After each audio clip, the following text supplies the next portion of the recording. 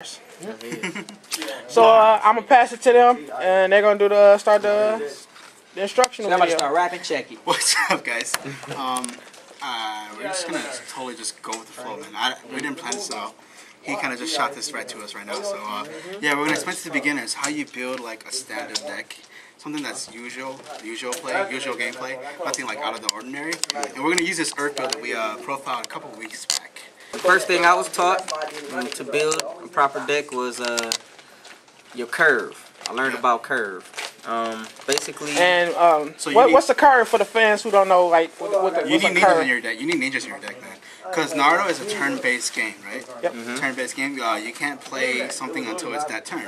Every single thing. Let's pull out a card. Random card. Alright. You guys see the hand cost, and the shuriken is the turn cost, entrance cost, and the 2 cards there is the hand cost. So basically that left number right there is what tells you when you can play it, and you have to keep track of your turn. So both players start on 0. So then you go up at the end of your turn, you go up to 1, and the next you go up to 2, and etc. So on and so forth. Yeah. So here's one with 0, and then you got to curve up. Hopefully. So every time your turn marker goes up, you have to deploy something on that or below. So when you go to turn 1, you got your turn 1. And you see the 1 inside the shuriken. Which means turn 2. Yeah, here's 0, 1, 2. And generally ninjas get stronger and stronger as the turns go on. Yep. The entrance cost goes on. And that's what you call a curve. Keep it for now. Keep it for now.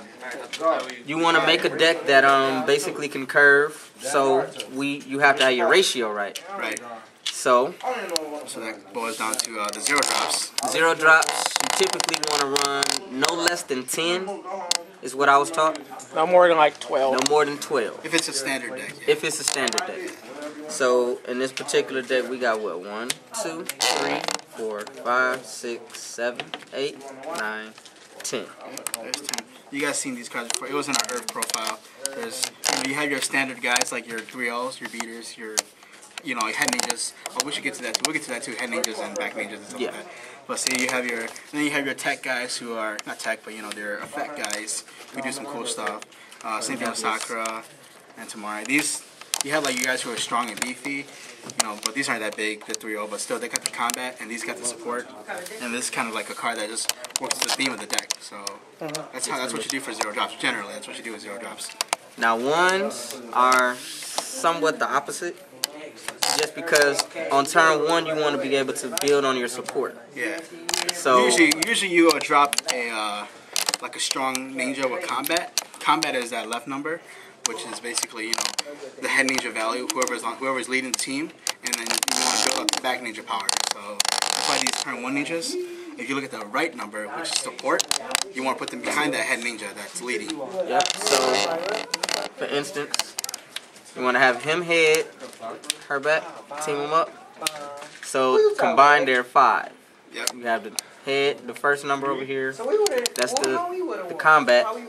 And what is that, the right number? Yeah, the right number is the support. So you have 3 combat on the left and then 2 support on the right. Yep. And together the teams of 5. You have 3 and 2. And this is the head ninja. And anybody that's not the head ninja is a supporting ninja, a back ninja. That's how it works. Right. And then you have, like I said, once you have a good combat, you want to continue to build on the support. So typically your turn 2s will usually have combat and support just in case. So we just have 3 turn 2s in here, which is 10-10. You got a little bit of combat, a little bit of support, but mainly you want to throw her in the back. Probably want some support, yeah. There are some turn 2 ninjas that have like 3 support, and that's a little bit better than this one. But 10-10's in here because we're playing this deck, and she's amazing for the deck. That's why. That's right. Yep. Now once you get to the middle, like turn 3, 4s, they usually have a nice amount of combat and support. So you got Renata. Turn 2's 3-3. That's 3-3, and you got Toby, but Toby's not really a. He is a 3-drop. He's 3-3, but he's really in here because he's Toby. Right. And yeah. But you know what Toby do. That's the 3 drops right there. So it's just a Hinata. Well, 3-3. No, it's an instructional video, so we don't know what Toby do. Oh well. Let's go. Toby is basically you gotta play him in every deck because Toby says you basically discard him and you pick up 2 cards and you lose and you discard another card. Or you RFG him and then you pick up 2 cards and discard a card. So Toby is that thing most like card games. Sunee getting a phone call. It's called what is it called? Cycling, right? Yep, cycling. Toby, not cycles, but just filtering, drawing your deck as fast as you can, basically. You know, and that's important. And Toby can be used immediately on turn 0. That's why. So he's. I was also taught that drawing is always good. Yeah. No matter what game you play, it could be spades. If you can, you know what I'm saying. If you get what you need, draw. You know, if you get a good hand, that's good. Any card game, Yu-Gi-Oh, whatever you guys play, drawing is always good. So we always gotta have a draw card. That's dope. Okay. And 4s, 5s, and 6s, we're just gonna sum that up. They're all usually combat and support, and this helps you build. This helps you build on what you gotta do. These guys are they're the cream of the crop in your deck. So. Right. Once you get to turn 4, that's when your setup should be close to complete. By the time you get to turn 5 or 6, your setup should be complete as far as your ninjas. 4. There you go. 5 drops. 6 drops. 4 drops. Oh, this is the platoon. We'll look into that later. But see, your 4 drops are usually 6-2, 6-3, or they have a good amount of support. Some 4 drops are like 5-4. He's 5-3, but he's got the whole amazing effect. And then Neshi has a hand cost, but he's a 6-3, 6-2. And then your 5 drops are. He has a hand cost. It's 1 in the card. Yep. Hand drop. Yeah, he has a hand cost, and hand cost is basically you have to charge something from your hand because there's an area called the Shaka Power, and you had to charge a card from your hand to the Shaka Power to play him. That has the same. That card that you charge has to be the same symbol. One of the same symbols. Yeah. Yes. And then you have your 5 drops who are beefy or really just amazing effects, you know. Like Dadar is sick, Yamato is sick. That's just how it goes down, you know. And 6 is this usually is the pinnacle of your deck. Yep. Yeah, he better be worth playing because you're waiting till turn 6 to play him. So he better be worth playing. So definitely this guy. Definitely he's worth. Yeah, he's high caliber. Definitely worth playing. And then you have another mechanic. There's the platoon, which we're gonna get to now. Platoon. It says here in the characteristics. This is kind of bad because it's black and gold. Or in the red, and what would be the red characteristics is platoon, and then it's basically. It's not a deployment, it's an extra put in play for you. And you basically just have to have one of the ninjas on the board. So either Shikamaru or Asuma. And then that ninja goes to Shaka Pow and this one comes out. And you gotta pay its hand cost and me its turn marker, turn entrance cost. And then it doesn't cost a deployment, it's just another put in play. It's called platooning. Okay? And it usually has good stats for its turn because you're basically getting rid of 2. Getting one ninja. Getting rid of a ninja to put it in play. Yeah, it's put in play and it has a hand cost, so it's usually pretty strong. So this one's a turn 5, 6, 4, so which is pretty good. Well, there's a better copy of one.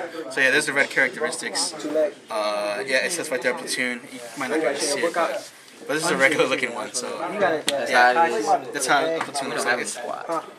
I do actually. Okay, we want to get in the squad right quick before we continue. Hey, what's the time at, man?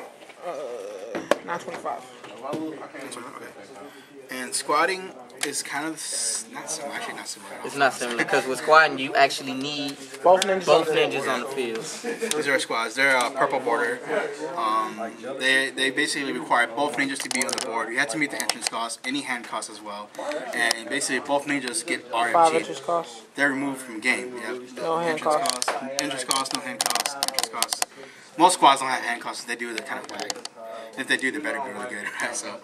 But yeah, so these guys don't have any hand costs, but you gotta get rid of both ninjas on the board, RFG them from the game, so they're gone from the game. Removed from game. Yeah, and then they come out, and that's basically it for squatting. And one of the most important things we haven't said yet is... If you're a past Yu-Gi-Oh player, basically sinking. Yeah, it's like sinking or... What were you gonna say though? Those cards don't count towards the 50 cards My bad, I forgot to say that. per deck that you That's need. how many cards you can have in your deck, 50. Yeah.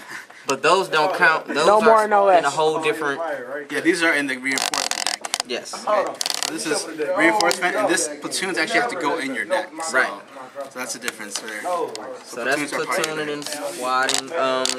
Now. So are the ninja counts usually what, 30 around 30? 30, 30, 31. 30, 31. Standard 30, around 30. And then you go to your missions. Yep, missions.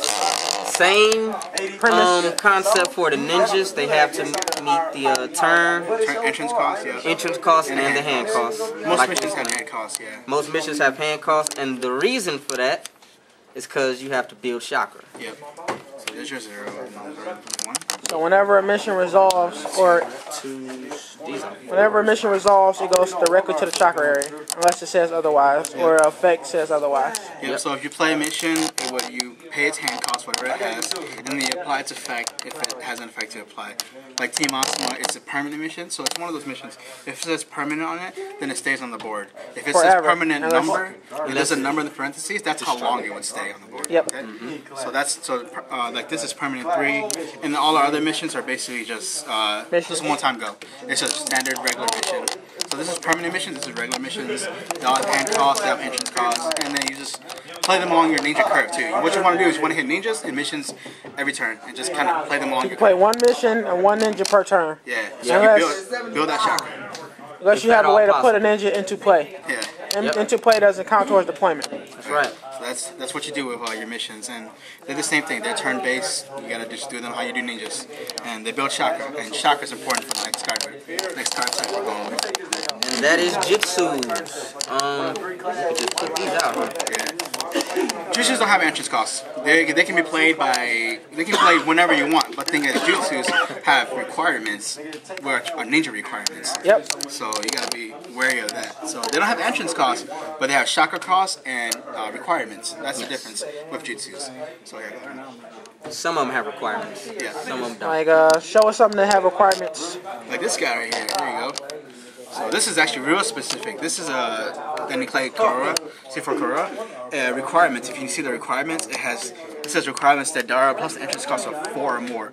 So the only user of this jutsu has to be a ninja who's battling. By the way, I didn't say that, but a ninja has to be battling when using a jutsu. So it has to be out there fighting. Unless it says target, and it says one ninjas, which means you can hit any ninja. You can hit one of your ninjas.